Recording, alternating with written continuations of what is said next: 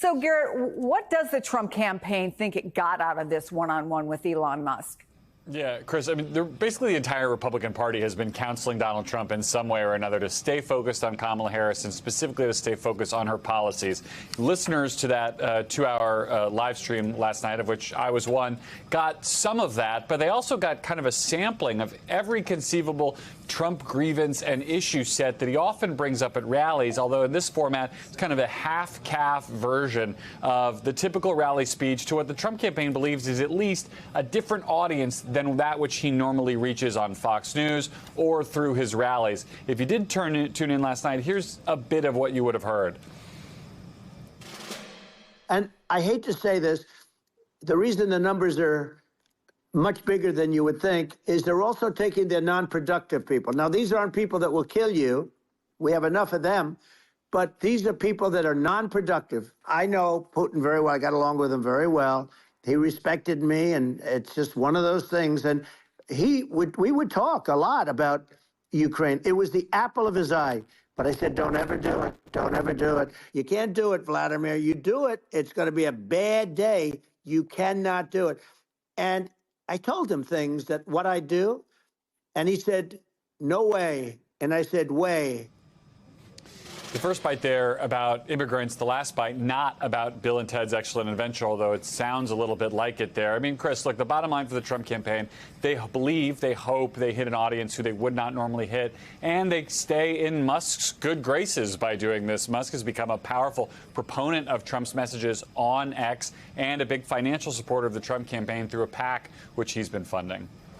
All right, Garrett, thank you for that. Brendan, as the Wall Street Journal points out, the conversation, quote, hyped by Trump's team as the interview of this century, but the audio-only event felt more like overhearing a telephone call, often with rambling, between two figures who have grown closer as Musk's politics have shifted to the right.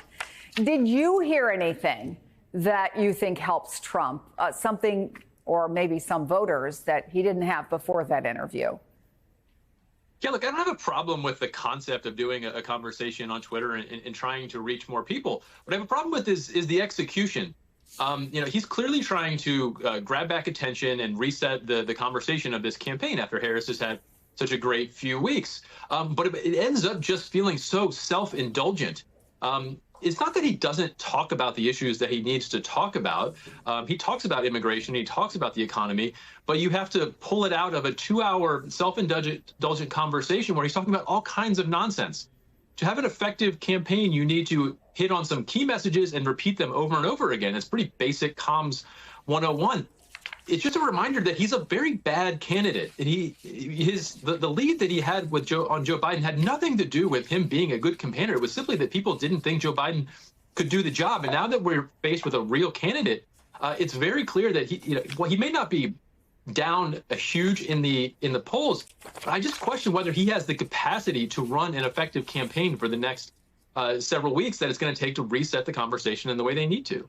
So, Congressman, according to X, a million people, more than a million people, across the 2+ hours tuned into the conversation.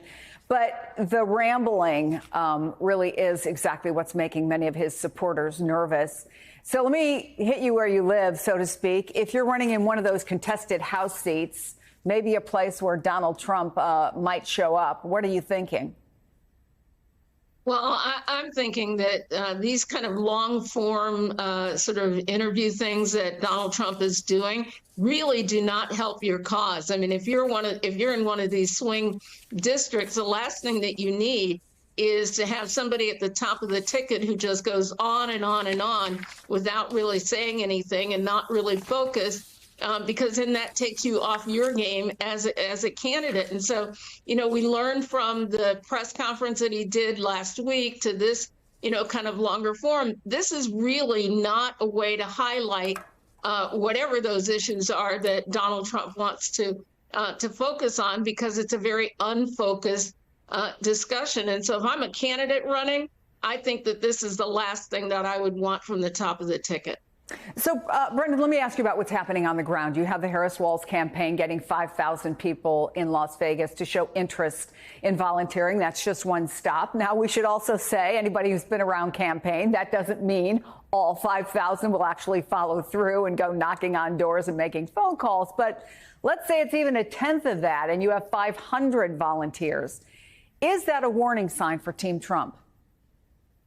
Yeah, I mean, the biggest problem Biden had was enthusiasm. It was the voters who historically vote Democratic just felt uninterested and didn't feel like they had anything to invest in the future with that campaign. That has completely been turned on its head.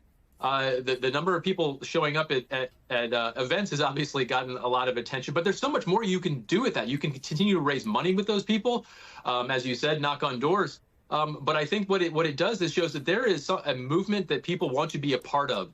And that energy and excitement is infectious. That's what you always want in a campaign. You want to feel like that it is not just a candidate, that it is a movement, and it's something that you want to be a part of. They've been able to keep that going for a very long time, and this is turning into a sprint. And the challenge for them is see how long can you keep that momentum going. So, Congresswoman, that new poll from USA Today Suffolk, Donald Trump 47%, Harris 42%, within the margin of error. Your former colleague, James Clyburn, recently told MSNBC he thinks the state could actually be competitive. I think the path to victory is widening every day. There's more and more paths for her. And I would add Florida to that as well. So what do you think, if you're Kamala Harris's campaign? Do you start looking and saying, we've got a ton of cash? Do we start looking beyond the key battleground states? I mean, obviously, Florida hasn't been on anybody's battleground list, but could movement in the states, at least that didn't seem to be in play, mean that the Trump campaign will be pushed to spend money in places they didn't think they would have to? How do you read that poll? Well, look, I think that this actually bodes well for the Harris-Walz campaign, because keep in mind that also in Florida, there is going to be an abortion measure on the ballot in Florida. And there are some key swing congressional seats in Florida that could be up for play. And so when you have a top of the ticket that is running stronger than you expect, then it can have residual effects for the rest of the ballot. And look, I think it's always important for a candidate to figure out how you can expand the map. They want more pathways and not fewer to get to the number of electoral votes that's going to make a difference in this election. And so whether that's the blue wall states or adding some of these southern tier states in North Carolina, Florida, onto the map really helps this campaign, and they should just ride that wave. So, Brendan, speaking of riding the wave, that's what the Democrats absolutely hope to do, right, for the convention. And I think one of the more interesting things, certainly for politics nerds, is this is the first time Donald Trump is up against a candidate who's getting more media attention than he is. So how do you think that his campaign should play the week of the DNC? Let him have it. Every convention gets its attention. Sometimes there's even a little post-convention bump, and spend that time really plotting the final stretch? Or do you work hard to try to counter it in some way?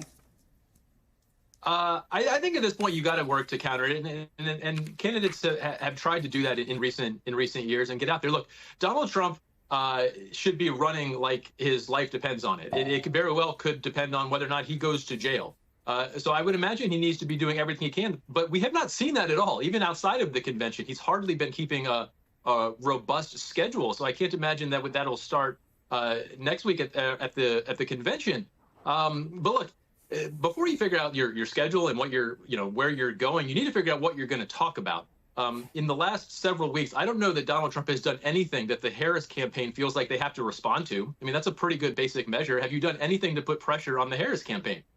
Figure that out first, and then decide whether you want to go out there and try to create some kind of distraction. I think that's probably a good idea, as long as you're not hurting yourself. And it seems like every time he goes out, he doesn't do anything to actually help advance his position.